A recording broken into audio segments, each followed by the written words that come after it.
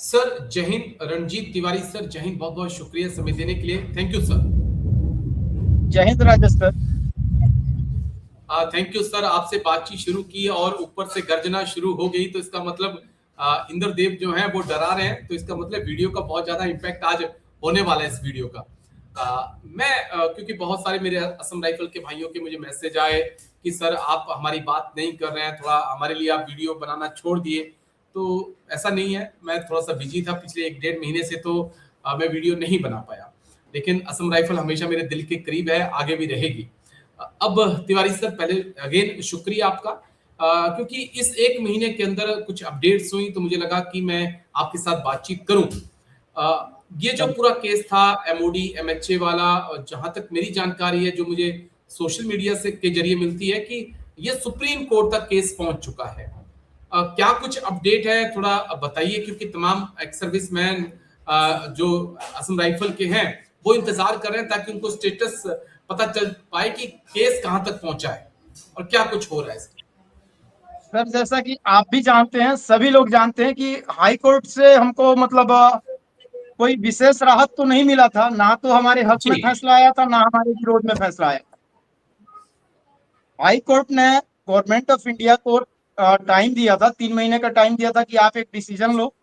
और हमें यानी कि अरेवा को बोला गया था कि अरेवा एक अपना मतलब एक विस्तृत अ, मतलब अपना जो भी वो है गवर्नमेंट जी को बताए, एक प्रार्थना पत्र।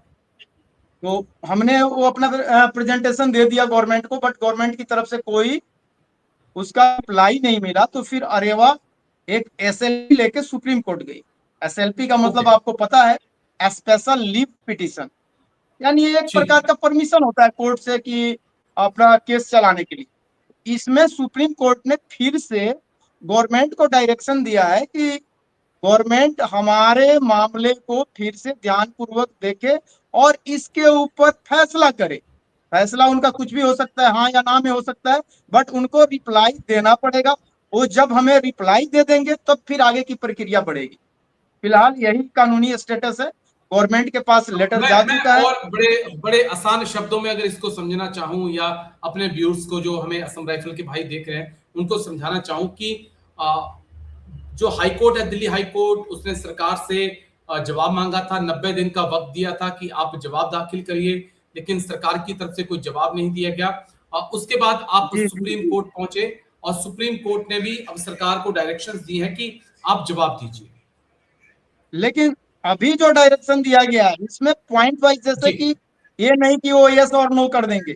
जो हमारा प्रेजेंटेशन है उसके हिसाब से गवर्नमेंट ने अब बताना पड़ेगा, और हर हाल में बताना पड़ेगा। टाल मटोल नहीं चलेगा। ये हो सकता है कि गवर्नमेंट हमारे सपोर्ट में, हमारे फेवर में दे दे अपना डिसीजन, हो सकता है ना दे। ना देने के सर ज्यादा चांसेस है, क्योंकि आप देखते ओके। ही हैं कि हाई कोर्ट के फैसले को सुप्रीम कोर्ट में गवर्नमेंट चैलेंज कर देती है। सुप्रीम कोर्ट में भी अगर कोई जीत जाता है तो उसको भी सरकार कुछ ना कुछ, किसी न किसी तरीके से कोई नया कानून बना करके उसको चैलेंज कर देती है। आपने ये जो सीएपीएफ में जो ऑफिसर्स का, आईपीएस ऑफिसर का डेपुटेशन होता है, आपने ये मामला जी देखा होगा। उसमें गवर्नमेंट ने, ओ सॉरी, सुप्रीम कोर्ट ने डेपुटेशन को, आईपीएस के डेपुटेशन को सीएपीएफ में कम करने को बोला था।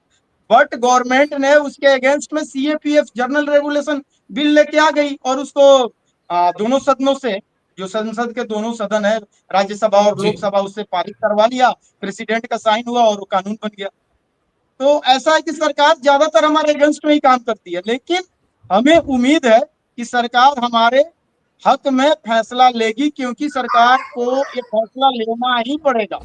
क्योंकि हम सीएपीएफ नहीं है, हम सीएपीएफ से अलग है, और हमारी बहुत ज्यादा कोई स्ट्रेंथ नहीं है। हमारी छोटी सी स्ट्रेंथ है, उसके बावजूद भी जी। हम नॉर्थ ईस्ट और जंडके में काउंटर इंसर्जेंसी ऑपरेशन कर रहे हैं और बखूबी अंजाम दे रहे हैं सर।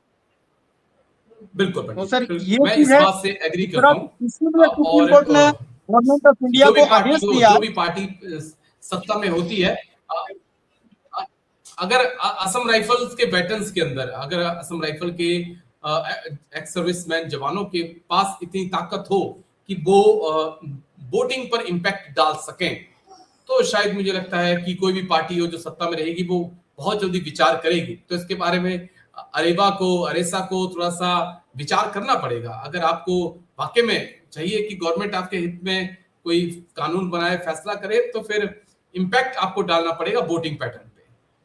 सर मैं इसमें आपको थोड़ा सा पीछे इतिहास की ओर ले जाना चाहूंगा। जैसा कि आपको मैंने पहले भी बताया है, जी कई लोग इसका विरोध भी करते हैं। मैं हमेशा से कहता रहा हूं, आपको बताया मैंने कई बार कि आसाम राइफल एक मिलिशिया टाइप की फोर्स है, या लेवी कह सकते हैं। हमारा शुरुआती नाम ही कछार लेवी था सर, जी आपको पता है 1835 में हम कछार लेवी थे। लेवी बिल्कुल। मिलिशिया ये सब एक ही टाइप के हैं। तो सर आपने एक फौज का नाम सुना होगा, JAK LI, Jammu and Kashmir light infantry, जो कि इन्फेंट्री का हिस्सा है। Sir Jammu Kashmir light infantry भी जी जे.एंड.के मिलिशिया थी सर। जहां तक मैं समझ पा रहा हूँ 1972 में वो रेगुलर हुए।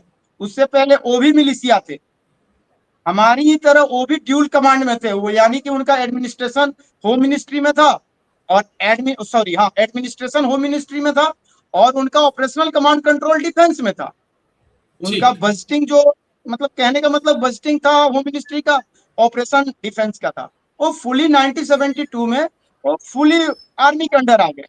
अभी भी सर मैं बता दूं आपको कि जी आर्मी के अंदर भी ना सर, जो डिफेंस का बजट है उसमें भी सर डिफेंस का बजट अलग है, और उसमें भी पीस एस्टेब्लिशमेंट का बजट अलग आता है।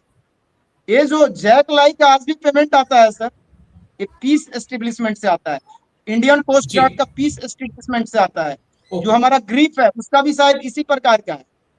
तो कहने का मतलब ये है कि लद्दाख स्काउट, ठीक।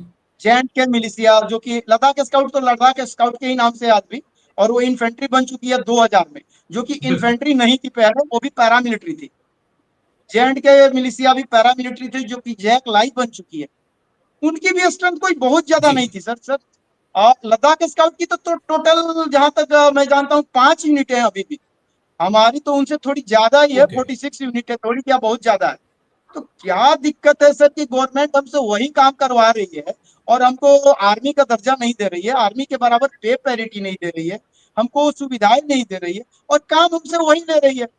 पहले भी इतिहास में, बिल्कुल। हमारे स्वतंत्र भारत के इतिहास में आजादी के बाद कई सारे पैरामिलिट्री फोर्सेस को, या मिलिशिया टाइप की फोर्सेज को, लेविस को रेगुलर रेगुलर इन्फेंट्री के तौर पे शामिल किया गया इंडियन आर्मी में। हमें क्यों नहीं कर सकते? ठीक है, रेगुलर ना बनाए, कम से कम पे पैरिटी तो दे सकते हैं, जो हमें सर थर्ड पे कमीशन तक मिलता था, सभी लोग जानते हैं। आपके माध्यम से सर, आपके चैनल के जी माध्यम से हमारे बड़े बड़े अधिकारी जो है, सिविलियन जो ब्यूरोक्रेट्स है, सिविल ब्यूरोक्रेट्स, पॉलिटिशियंस है, जो मीडिया के जी लोग हैं, ये आम जनता है, जानने लगे हैं, काफी बात होने लगी है। फिर भी क्या वजह रह गया सर कि हमारे मतलब जो हमारा हक है उसको बार बार मतलब हमको मिलने से रोका जा रहा है, षड्यंत्र किया जा रहा है पर्दे के पीछे सर। कई सारे ओके। षड्यंत्र चलते हैं, असम राइफल के जवानों को उसका हक न मिल पाए। इसमें बहुत सारे लोग सर शामिल हैं।